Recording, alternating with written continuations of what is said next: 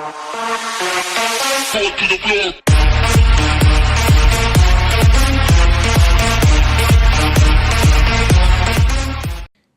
of Banggood.com, they were nice enough to send me out the new FXT Marvel Vision 2 diversity goggles, 5.8 diversity goggles with a built-in DVR.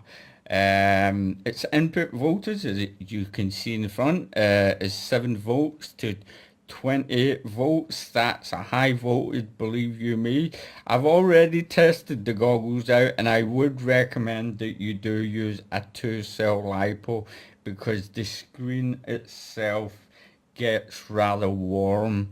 But I'm going to unbox it, and I'll go through everything with you while I am unboxing it. And in the box is the lovely goggles themselves. Let me just get that out of the way. Now, I've already put the screen on, but what I'm going to do is I'm going to show you something first. I've put a little bit of black tape here, and the reason being is because it's held on, the screen is held on by a magnet. It's like a clip. If you can see that clip there, it kind of clips on. You can hear it snapping onto place. Now, I don't trust that to keep this screen in here. You know, I really don't. I don't trust it at all. Especially if you're somebody that faces pointing their head downwards. So I just put that little black bit of tape there to be on the safe side. Because the screen, of course, is the most expensive part of the goggles themselves. Now, in the goggles, you can see the one lens. It's got foam padding here. Let me just get something out of the box though. Inside the box you get an instruction manual, but this is the part that I want here. You get an extra lens, and the lens is for if you wear glasses. You can put this extra lens inside, and the way to do it is you unscrew the 2 screws at each side and you insert the lens, and hopefully you don't need to wear your glasses anymore. And one other thing that you do get, it's like a colour screen. If you feel like the screen colour is a bit off, you can attach this to the lens, and hopefully that would make the colour look a little bit better for you. Okay, now we'll get on to the rest of it. So that's it. You put the screen in and you clip it on. It's fairly simple. The goggles are really lovely and smooth. It's got a nice silicone feeling to it. And at the back you would look your wire. I'll get the wire out in a minute for you, and you'll hook your LiPo into the back there, and you have a nice foam padding here as well. They are really comfortable to wear. There is a little bit of leakage at the front where your nose is that I've noticed when I've been wearing them, but maybe that's just me. Everybody's got a different size of head and nose. Right, let me just put them down for a second there.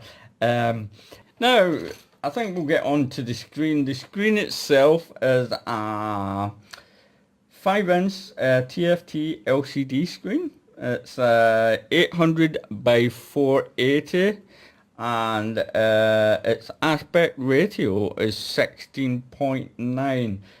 Brightness is, I think it's 800 CD, and it does have automatic NTSC PAL auto switch, or you can manually switch it in the menu.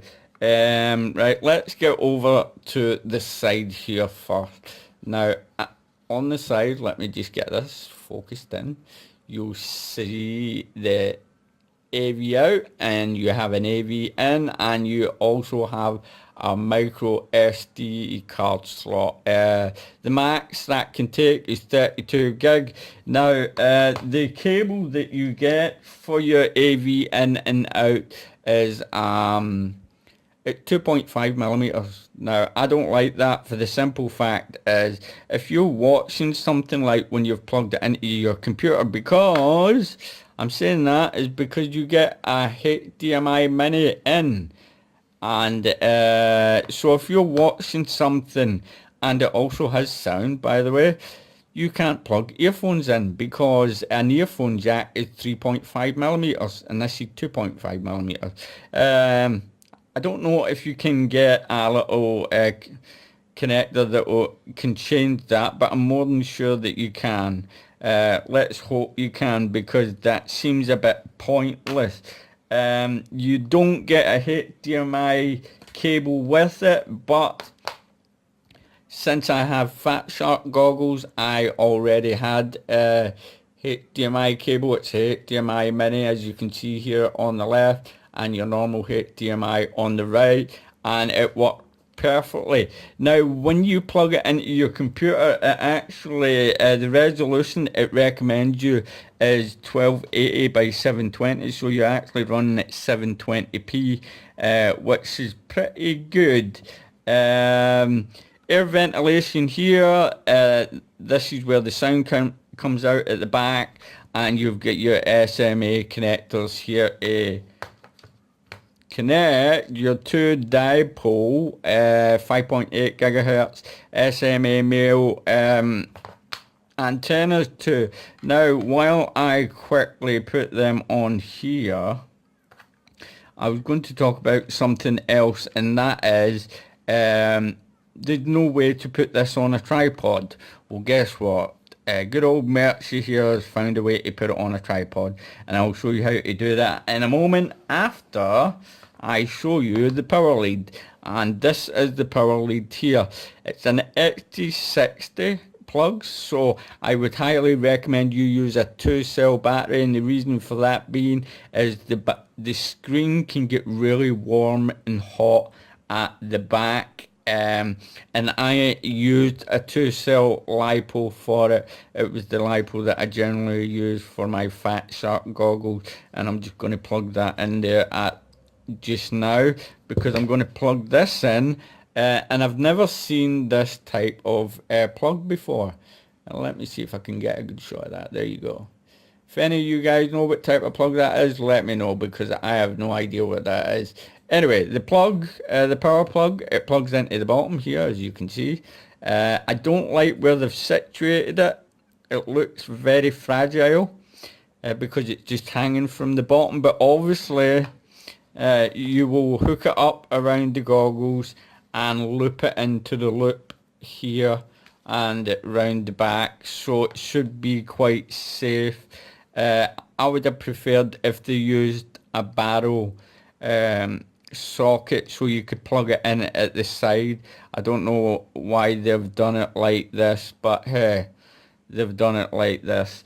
I'm just going to plug in a camera here and turn the monitor on so you can have a look. Now, let me just press the button in, and there we go. That's monitor coming on. Monitor, I mean screen. Right, now you can see it's connected up. Let me get a good focus on that. This is your A antenna. It's telling you that we've got a better signal on A, and you've got B, and it says I get a bad signal on B. And I always run on band A and channel 7. That's what I generally run at, and it tells you your battery voltage here. It also tells you how long you've had the screen on for, so that's kind of cool. So if you turn the screen off before you fly, then turn it on, you've basically got an OSD built in, roughly. Now, I've already been out and been flying, but the weather's been terrible again. So if I press and hold the button at the top, which was this button here, for a couple of seconds, it will show you the footage that I've already recorded, and it records in AVI format, and it records at 640 times 480. Now, to play that, you just press the button again and play. But if you can see here, I was flying the bugs and it was starting to rain again. The wind was up to about 18 mile an hour. That's why the quad was wobbling about. And another thing was it was a little CMOS camera that I was using. So I had to bring it in real quickly. Now I'm just going to stop that there. Don't screw the antennas in when you've got them in the goggles, because I did that earlier on and one of the antennas weren't screwed in properly, so that wasn't very good. So we need to come out of that menu, so let's just come out. Right, if you push left or right, you can, on the stick at the back, if you push left or right, you can change what video you have recorded, and that's what I'm doing at the moment. Now if you press the button at the back just one time, push it in, there's your menu that comes up and it shows you what your channel and your format, your display, that's your OSD. You can turn it on and off. And your backlight, you've got low, medium and high. Your brightness 0 to 100. Bring that back on. Contrast 0 to 100. Saturation 0 to 100. Volume 0 to 100. And your language, and it disappears really quick if you don't move with it. And if you get any settings mixed up, you can just hit the reset button at the back. So that's basically it. But what I have noticed, and I will tell you, that A signal always seems to be stronger than the B. I don't know why, but it always is. And it doesn't matter if you put a patch antenna on there or just or a pagoda antenna. It's always stronger for some reason. It's just a lot stronger. I'm gonna turn this off for now. Right now it's already warming up and it's not been on for very long at all.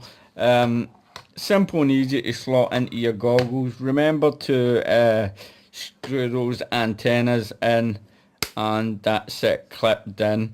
Now I still don't like that at all. That's why I said about putting a little bit of black tape there. Now, the thing about, can we put it on a tripod? Oh yes we can. And here's how. This is a part of a tablet holder for a tripod. I got it off at eBay. It was basically sitting in here, and I got a screwdriver, a flat screwdriver, and I took the top part off. So my idea is basically, I've got a mini tripod here. To set the screen in there, I'm going to put a bit of Velcro at the back of the screen and a bit of Velcro at the back of the holder, and it will just sit there with a bit of Velcro on it. And guess what? If you can look here, I am not covering any holes up, and you can get to everything you need. You can get to your on and off button, your sound, and the heat is dispersing. So that's perfect. I'll see if I can find the link to this tablet holder, but it sits perfectly in there. Look at it. I mean, if you push it over a bit just to let that power cable not go against it, and it still absolutely sits in there fine, if you can see. Okay, so there you have it. You can put it on a tripod. I'm going to use it on the tripod mostly and use it to fly my bugs, because I'm really not a fan of box goggles. I like my Fat Shark goggles. I don't know, I mean I can use them, but I tend to fly better with the Fat Shark goggles. But these are really nice. They're really light as well, 374 grams with the screen on, so, and they're really comfortable as well, I've noticed. So there you have it, the Marvel Vision 2 goggles. I hope this video was of help to you. If you get any questions, feel free to leave a comment below. Oh, one more thing, you do get a lovely menu with it. It is 40 channels. Everything's in the manual. You can't go wrong. It's easy. Even my son could operate this. So thanks for watching. Don't forget to like and subscribe, and as always, happy flying.